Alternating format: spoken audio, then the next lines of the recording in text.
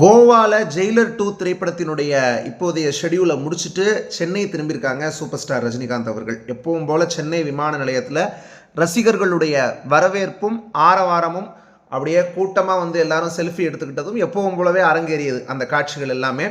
அந்த வகையில் இப்போ சூப்பர் ஸ்டார் ஜெயிலர் 2 ஷூட்டிங்கில் வந்து ரொம்ப பிஸியாக போயிட்டுருக்காங்க. இப்போ கூலி திரைப்படமும் வெளிவந்து சக்கப்போடு போட்டு எல்லாரும் ரசித்து கொண்டாடி இப்போது சன் டிவிலையும் அதை தீபாவளிக்கு பார்த்து முடிச்சாச்சு. இப்போ அதுக்கு அடுத்து ஜெயிலர் 2 உடைய செலிப்ரேஷனில் அப்படி கொஞ்சம் கொஞ்சமாக ரசிகர்கள் என்டர் ஆக போகிற தருணம் அப்படிங்கிறது வரப்போகுது.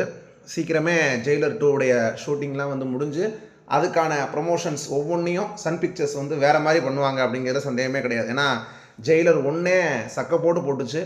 ஜெயிலர் 1 வசூலாக இருக்கட்டும், அதை எப்படி என்ஜாய் பண்ணோம் தேட்டரில், நெல்சன் எப்படிலாம் சூப்பர் ஸ்டாரை நமக்கு வந்து காமிச்சிருந்தாருங்கிறதுலாம் இப்போ வரையும் நம்முடைய கண்ணில் அப்படியே நீங்காத நினைவுகளாக அப்படியே நீக்கமர நிறைஞ்சிருக்கு ஒவ்வொன்றும்.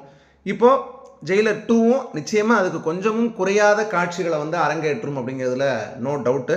இப்போது சூப்பர் ஸ்டாருடைய போஸ்டர்ஸ், ஒரு சில போஸ்டர்ஸை சில ரசிகர்கள் சூப்பர் ஸ்டார்கிட்ட போய் காமிச்சு ஒரு சில பேர் வந்து போய் அதில் சூப்பர் ஸ்டாருடைய சைனை வாங்கியிருக்காங்க. அதில் ஒரு பேர், அவருடைய பேர் வந்து கிளாரன்ஸ் அப்படிங்கிறது அவருடைய பேர். அந்த பேரை வந்து அதில் கையொப்பமிட சொல்லி அவர்கள் வந்து ஸ்பெல் பண்ணக்கூடிய அந்த ஒரு காட்சி, சூப்பர் ஸ்டாரும் அதை வந்து கேட்டு அவங்களுடைய பேரை வந்து தனக்கே உரித்தான ஸ்டைலில் அழகாக சூப்பராக வந்து எழுதி அவங்கள்ட்ட வந்து கொடுக்குறாரு. நிச்சயமாக இது ஒரு பொக்கிஷமாக அவங்களுக்கு வந்து எப்போவுமே இருக்கும், மறக்க முடியாத நினைவுகளில் ஒன்றா அப்படிங்கிறதுல சந்தேகம் இல்லை. அந்த ஒரு வீடியோவையும் இப்போ நீங்கள் வந்து பாருங்கள் திரையில்.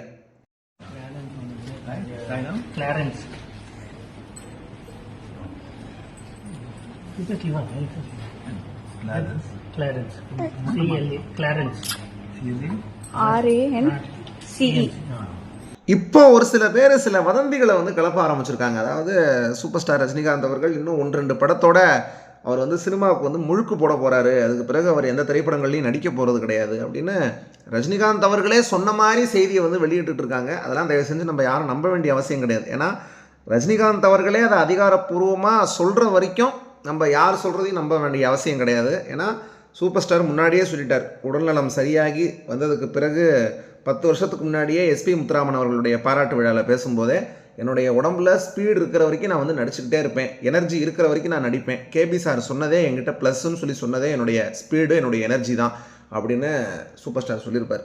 அந்த ஸ்பீடும் எனர்ஜியும் இப்போவும் சூப்பர் ஸ்டார்கிட்ட கொஞ்சம் கூட குறையாமல் அப்படியே இருக்குது. அதே துள்ளலோடு தான் ஆன் ஸ்க்ரீன்லேயும் சரி ஆஃப் ஸ்க்ரீன்லேயும் சரி அவர் இருக்கார். அதனால் இதுதான் கடைசி படம் அப்படின்னு ரஜினிகாந்த் அவர்களுடைய கடைசி படத்தை தீர்மானிக்க வேண்டிய அவசியம் யாருக்கும் கிடையாது. அதை ரஜினிகாந்த் அவர்களே தான் தீர்மானிப்பார் அப்படிங்கிறத நம்ம இந்த வீடியோ வாயிலாக தெரிவிச்சுக்கிறோம். நீங்கள் இந்த வீடியோ குறித்த உங்களுடைய கருத்துக்களையும் மறக்காமல் கீழே கமெண்ட் பண்ணுங்கள். மேலும் வீடியோ பிடிச்சிருந்தால் லைக், ஷேர், சப்ஸ்கிரைப் பண்ணுங்கள். நன்றி, வணக்கம்.